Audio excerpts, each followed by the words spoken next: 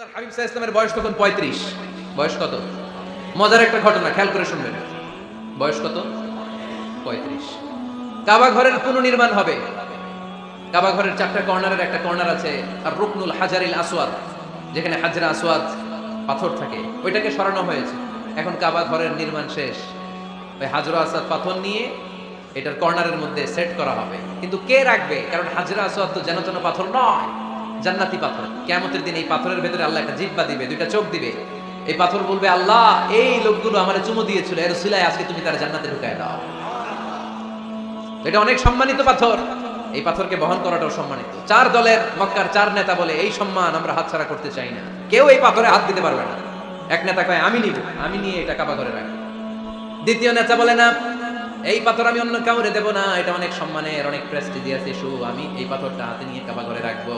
তৃতীয় নেতা বলে না, রক্তের গঙ্গা বইয়ে দেব, কিন্তু এই পাথর কাউরে দেব না। চতুর্থ নেতা বলে না, আমি নেব। কিলাকিলি আছে না নাই?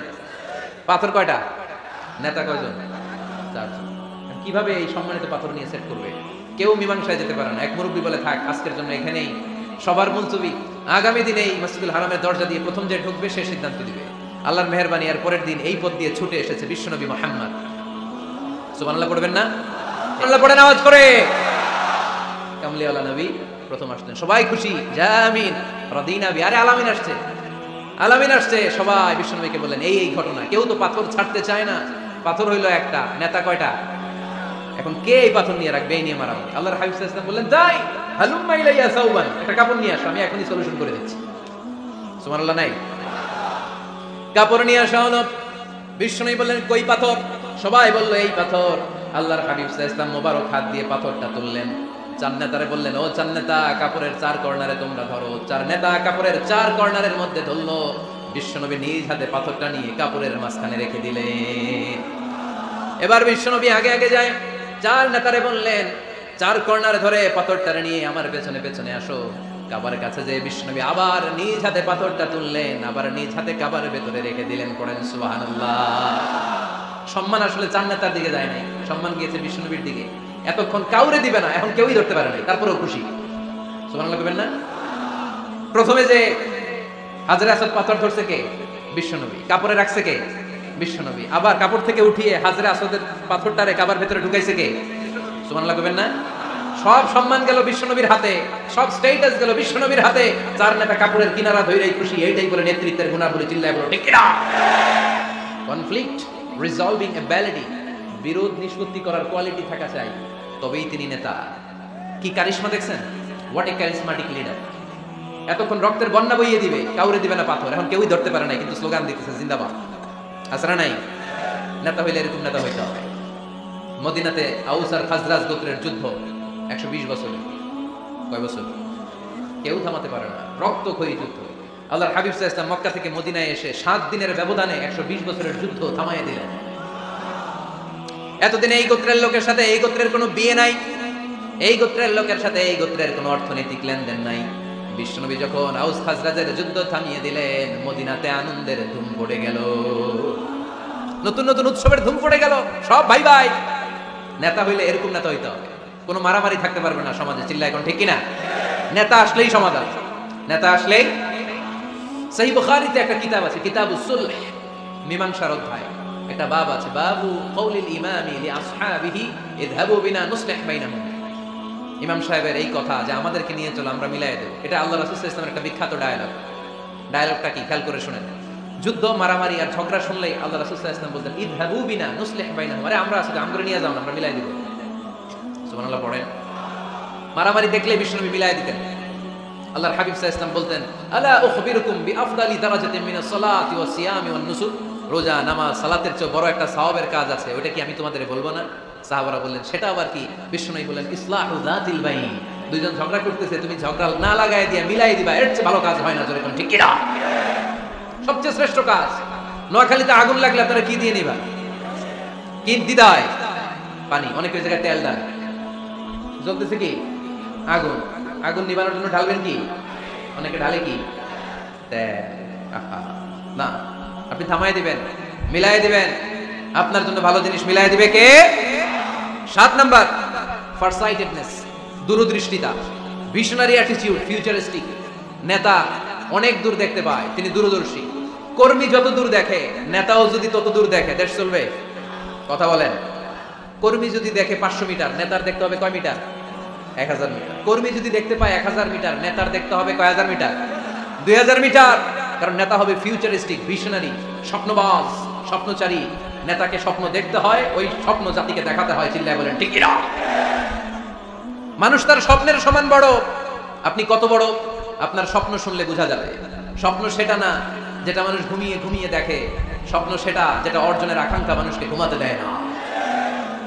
আল্লাহর হাবিব সাল্লাল্লাহু আলাইহি ওয়াসাল্লাম স্বপ্ন দেখিয়েছেন সাহাবাদের, বিশ্ব বিজয়ের স্বপ্ন, ইসলামকে বিজয়ী শক্তি হিসেবে দেখার স্বপ্ন। চিল্লায় বলেন ঠিক কিনা? আল্লাহর হাবিব বলছেন, ইন্নাল্লাহা জাওয়ালি আল আরদা ফারাআইতু মাশারিকাহা ওয়া মাগারিবাহা। আল্লাহ তাআলা গোটা বিশ্বটাকে ছোট্ট করে আমার সামনে দেখিয়েছে। আমি ফুটবলের সাইজের এই পৃথিবীর প্রাচ্য পাশ্চাত্য ডানে বায়ে সামনে পেছনে সবটাই দেখেছি। ওয়া ইন্না মুলকা উম্মতি সায়াবলুগু মা যুবিয়ালি। যত দূর আল্লাহ আমারে দেখিয়েছে, তত জায়গায় লা ইলাহার পতাকা পথ করে একদিন উড়বে। কোন একদিন এ দেশের আকাশে কালিমার পতাকা উড়বে। সেদিন সবাই খোদাই বিধান পে দুঃখ বেদনা ভুলবে। এটাই আমাদের স্বপ্ন। চিল্লায় বলেন ঠিক কিনা? স্বপ্ন দেখতে জানতে হয়। সুলহে হুদাইবিয়া চলতেছে, সন্ধি। 1400 সাহাবা নিয়ে বিশ্বনবী মক্কায় আসলেন উমরা করতে। কাফেররা বলে গো ব্যাক, অ্যাবাউট টার্ন, ফিরে যাও, হবে না। আল্লাহ রাসূল সাল্লাল্লাহু আলাইহি ওয়াসাল্লাম অনুরোধ করলেন, দাও না, উমরার নিয়ত করে এসেছি। ইজার আর রেদা পড়ে কাফেররা বলেন আগামী বছর, এই বছর হবে না, চুক্তি করো।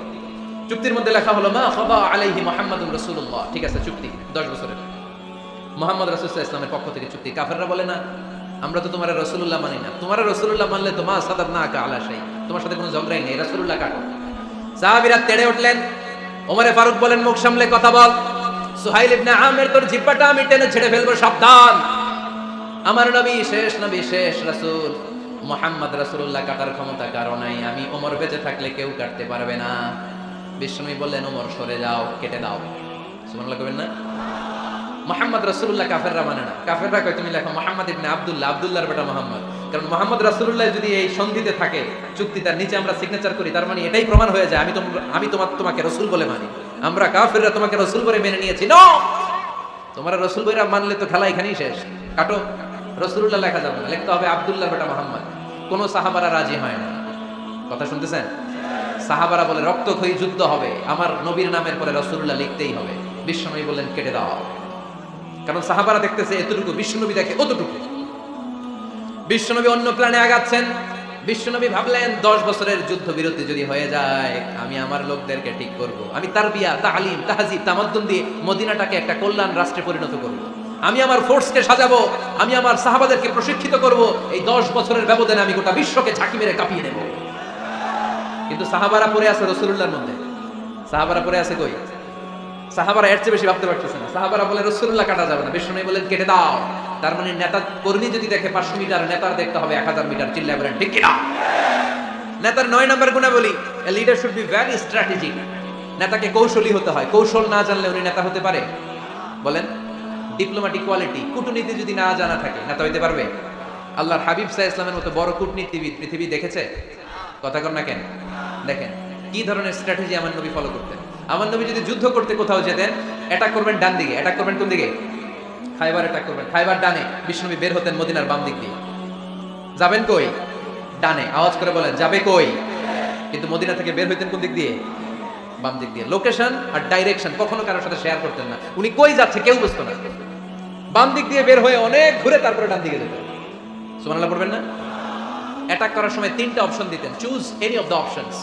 যে বলতেন নাম্বার 1 আসলিম তাসলাম, ইসলাম মানো, ভাই ভাই আমার হৃদয়ে চলে আসো, তোমরাও ভাই আমরাও ভাই, দুনিয়াতেও শান্তি আখিরাতেও শান্তি। এটা যদি ভালো না লাগে, option 2 you pay the tax, we provide you the security. তোমরা ট্যাক্স দিবা, আমরা তোমাদেরকে সিকিউরিটি দিব।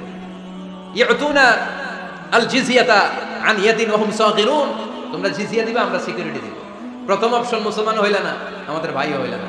দ্বিতীয় অপশন ট্যাক্সও দিবা না, কাফির থাকতে মনে চায় থাকো, খ্রিস্টান থাকো, ইহুদি থাকো, ধর্মান্তরিত হওয়া লাগবে না, খালি ট্যাক্স দিবা, ওইটাও ভালো লাগে না। 3 নাম্বার অপশন হচ্ছে the sword will decide what gonna happen among আস, তলোয়ার ফয়সালা করবে এখন কি হবে।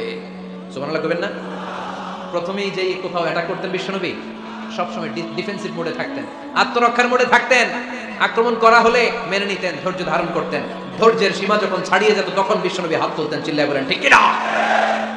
যুদ্ধের ময়দানেও যখন সেনাপতি পাঠাতেন বলতেন খবরদার নারীদের গায়ে হাত তুলো না, বৃদ্ধাদেরকে মেরো না, শিশুদেরকে মেরো না, ওই এলাকার পাদ্রীদের গায়ে হাত তুলো না, ওই এলাকার গবাদি পশুগুলোকে হত্যা করো না, গাছপালাগুলো ধ্বংস করো না। তোমাদের বিরোধী যোদ্ধারাও যদি তলোয়ার রেখে দিয়ে হাত তুলে বলে আল আমান, সিকিউরিটি সিকিউরিটি, আমরা আমান চাই, নিরাপত্তা চাই, তাকেও মেরো না। সুবহানাল্লাহ পড়বেন না? গোটা বিশ্বকে সভ্যতা শিখিয়েছেন। মক্কা বিজয়ের পরে গণধর্ষণ করেন নাই, গ্রামকে গ্রাম তিনি জ্বালিয়ে দেন নাই, হাজার হাজার লক্ষ লক্ষ শত্রুকে এক বাক্য দিয়ে ক্ষমার ঘোষণা দিয়েছেন, চিল্লায় বলেন ঠিক কিনা। As a father, as a teacher, as a commander, as a leader, as a lawgiver, as a lawmaker, as a reformer of the society, Muhammad is the superman of the world. আওয়াজ করে পড়তে হবে আল্লাহু আকবার। কূটনীতি কারে বলে, diplomacy কারে বলে, স্ট্র্যাটেজিক অ্যাটিটিউড কারে বলে শিখে নেন। বদরের প্রান্তরে বিষ্ণু ইসা ইসলাম উপস্থিত হলেন। ওই যে কাফেরদের তাবু, কাফেররা আসছে 3 দিন আগে, মুসলিম সৈনিকরা পৌঁছলেন 3য় দিন। এসে বিষ্ণু ইসা ইসলাম সবাইকে বললেন কত হতে পারে কাফের, কেউ বলতে পারে না। 2 জন রাখাল পেয়ে জিজ্ঞেস করলে এই রাখাল কয়দিন ধরে আছো? আমরা 1 সপ্তাহ ধরে বদরে আছি। শুনতেছেন শুনতেছেন? উনি বললেন ওই যে কাফেররা যে আসছে কয়দিন আগে, 3 দিন আগে। 3 দিন আগে। কত হবে সংখ্যা? কলু কাসীর, অনেক। কত হইতে পারে? রাখাল 2টাকে জানি না। আল্লাহ রাসূল সাল্লাল্লাহু আলাইহি ওয়াসাল্লাম চিন্তায় পড়ে গেলেন, কারণ ওনার যুদ্ধে অ্যাটাকের সিস্টেম ছিল শত্রু সংখ্যা কত এটা আমাকে জেনে নিতে হবে। সুবহানাল্লাহ পড়বেন না? অনেক কৌশল হাতড়িয়ে এবার বিষ্ণুনবী আবার রাখাল 2টাকে ডেকে পাঠালেন। বললেন কাম ইয়ানহারুনা কুল্লা ইয়াউম, ওরা আসার পর থেকে প্রতিদিন খাওয়ার জন্য কয়টা করে উট জবাই করে? এবার ওরা বলল প্রথম দিনে ইয়াউমান তিসআন, প্রথম দিন খাওয়ার জন্য উট জবাই করেছে 9টা। ওয়াফিল ইয়াউমি সানি 10, আর দ্বিতীয় দিনে উট জবাই করেছে 10টা।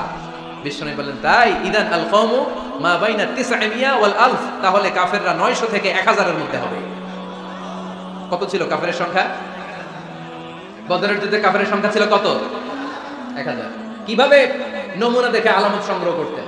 ওরা কয়টা উট জবাই করেছে 2 দিনে? প্রথম দিন 9টা, দ্বিতীয় দিন 10টা। বিষ্ণুনবী হিসাব মিলাই ফেললেন যোগ বিয়োগ দিয়ে, কাফেরের সংখ্যা 900 থেকে 1000 এর মধ্যে হবে। হিসাব করে দেখা গেল 1000 সৈনিক এসেছিল সেই বদরের যুদ্ধে। চিল্লায় বলো আল্লাহু আকবার। স্ট্র্যাটেজি জানতে হয়, নেতাকে কৌশল জানতে হয়। সর্বশেষ নেতার যে গুণ, এটা বলে শেষ করব, সাকসেশন ম্যানেজমেন্ট। নেতা ভালো নেতা বানায় যায়, ঠিক কি না? A good leader produces a good leader. একজন ভালো নেতা তখনই ভালো নেতা যখন সে নতুন করে ভালো নেতা তৈরি করে দিয়ে যায়, ঠিক কি না? সে যদি নতুন নেতৃত্ব তৈরি করে দিয়ে না যায়, সমাজ চলবে? চলবে? এটাকে বলে দি সাকসেশন ম্যানেজমেন্ট। আল্লাহ রাসূল সাল্লাল্লাহু আলাইহি ওয়াসাল্লাম ভালো সাকসেসর রেখে গিয়েছিলেন, এমন কিছু যোগ্য নেতৃত্ব তৈরি করে গিয়েছিলেন। ওনার পরে টানা 30 বছর নেতৃত্ব নিয়ে মুসলিম উম্মাহকে 1 সেকেন্ডও ভাবা লাগে না। চিল্লায় বড় মুসলমান ঠিক কি না? ভালো নেতা ভালো নেতা বানায়। নেতা খালি নেতৃত্ব দেয়, উনি কোনো নেতা বানায় নাই। এটা কি নেতা? কথা বলেন। এবার উত্তর দেন। আমার নবী ইন্তেকালের আগেই যোগ্য নেতৃত্ব তৈরি করে রেখে গিয়েছিলেন কি জান নাই? কাকে রেখে গেছেন? আবু বকর। আরহামু উম্মতি বি উম্মতি আবু বকর, এই উম্মতের সবচেয়ে রহমদিল। আর কারে রেখে গিয়েছেন? ওমর। আশাদ্দুহুম ফি আমরিল্লাহি ওমর, আল্লাহর জমিনে আল্লাহর দ্বীন বাস্তবায়নে সবচেয়ে কঠোর ছিল ওমর। ওনার ক্যারেক্টারিস্টিক এমন ছিল, কথার আগে হাত চলতো, জোরে কোন ঠিক কিনা? আল্লাহর হাবিব সাল্লাল্লাহু আলাইহি ওয়াসাল্লাম বলতেন লা নাবিয়্যা বা'দি ওয়ালা রাসূলা, আমার পরে নবীও নাই রাসূলও নাই, তবে লাউ কানা বা'দি লাকানা ওমর, আমার পরে যদি নবী হওয়ার যোগ্যতা কারো থাকে আমার ওমরের সেই যোগ্যতা আছে।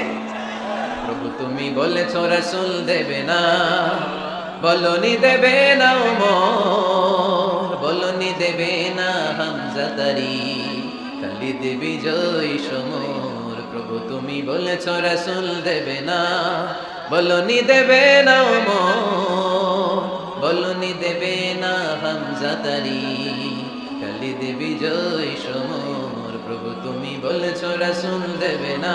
সুবহানাল্লাহ পড়েন।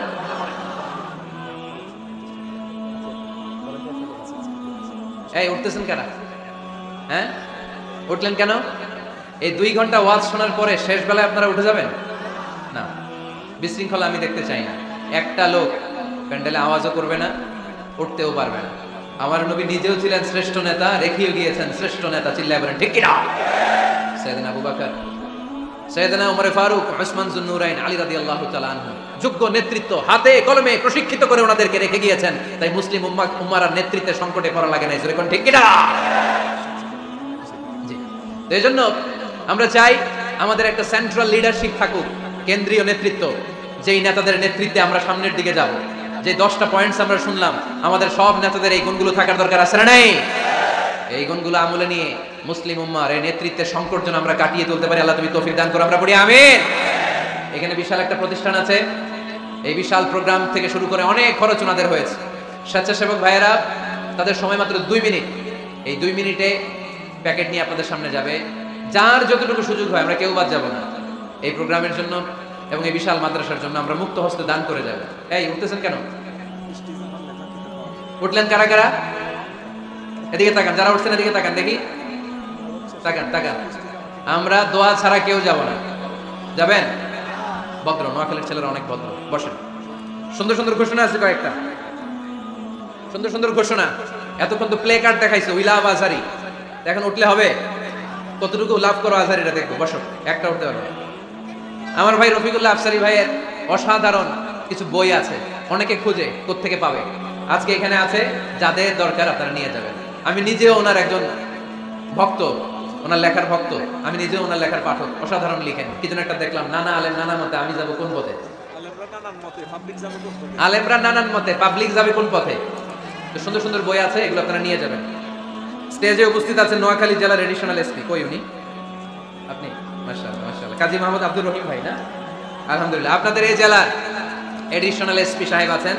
আমি ওনাদেরকে ধন্যবাদ জানাই যে এত ব্যস্ত মানুষ আমি জানি, তারপরেও ওনারা এই প্রোগ্রামে উপস্থিত হয়েছেন। অনেক শুকরিয়া জানাই। কোম্পানিগঞ্জ উপজেলার ওসি সাহেব আছেন জনাব আরিফুর রহমান ভাই, সাবেক উপজেলা চেয়ারম্যান মিজানুর রহমান বাদল ভাই, আমার নামে নাম